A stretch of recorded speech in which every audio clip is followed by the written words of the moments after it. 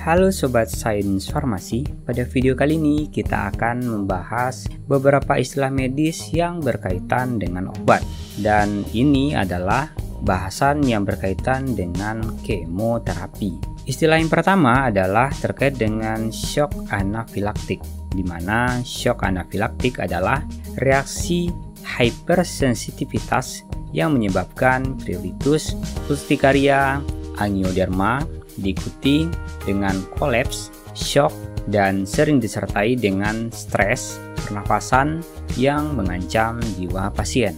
Berikutnya ada alopecia, di mana alopecia adalah suatu kondisi di mana terjadi kerontokan rambut pada daerah kepala yang biasanya dapat memicu ataupun menyebabkan kebotakan. Hal ini umumnya terjadi karena adanya efek samping daripada obat-obatan tertentu, dan biasanya ini merupakan efek samping daripada obat kanker ataupun antineoplastik. Berikutnya adalah abses.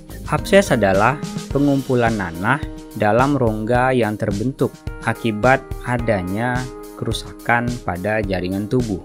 Berikutnya ada anemia aplastis, di mana anemia aplastis adalah suatu kondisi jumlah sel darah merah berada dalam keadaan di bawah normal yang disebabkan karena adanya kegagalan pada sumsum tulang belakang membentuk sel darah merah. Salah satu obat yang dapat menimbulkan efek samping ini adalah kategori obat antibiotik chloramphenicol.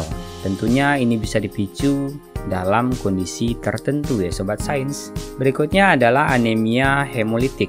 Anemia hemolitik adalah berkurangnya umur sel darah merah karena terjadi lisis ataupun pecah di sini. Karena ini terjadinya penghancuran sel darah merah yang relatif lebih cepat. Berikutnya ada meningitis, di mana meningitis adalah suatu keadaan pada selaput otak yang disebabkan oleh infeksi daripada bakteri.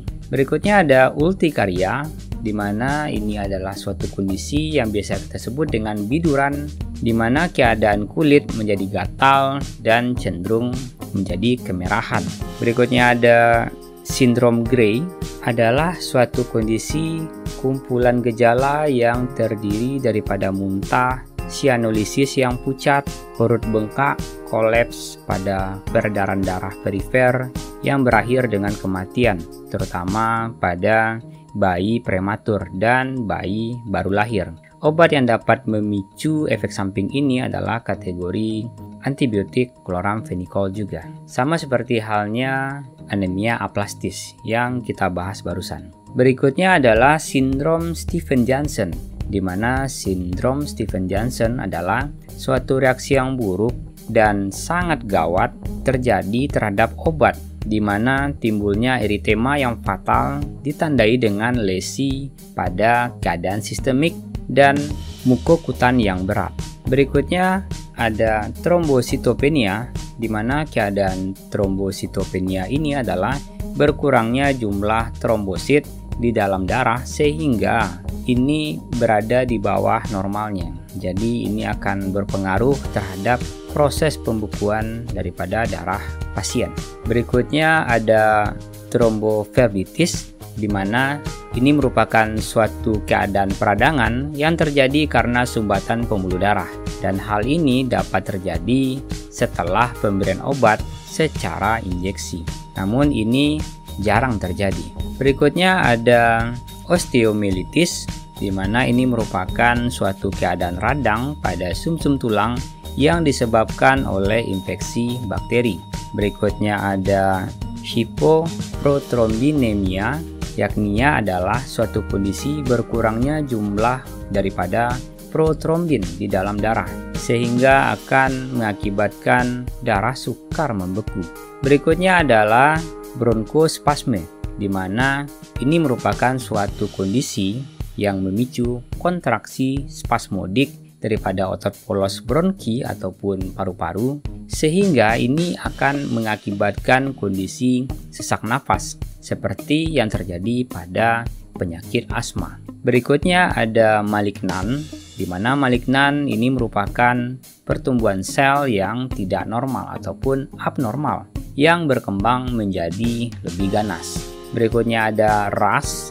Ras ini merupakan bagian daripada erupsi sementara pada bagian kulit, dan ini termasuk dalam kategori topikal.